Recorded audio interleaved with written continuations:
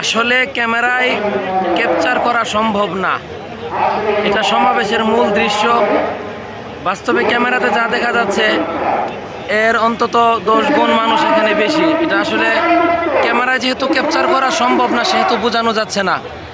আর যেহেতু সকাল থেকেই সমাবেশ শুরু হয়েছে, এখানে উপস্থিতি যা দেখা যাচ্ছে এর দ্বিগুণ মানুষ আশেপাশে ছড়িয়ে ছিটিয়ে আছে।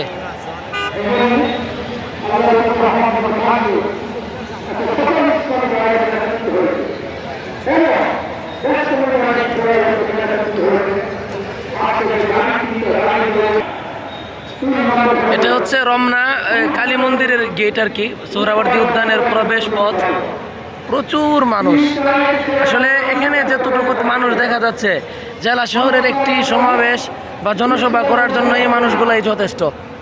শুধু এই প্রবেশ পথে যে মানুষ দেখা যাচ্ছে, ক্যাপচারে আসলে এতগুলো মানুষ আসছে না।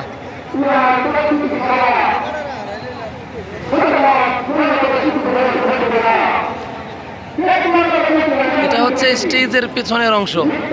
আমি স্টেজ থেকে অনেক দূরে আছি।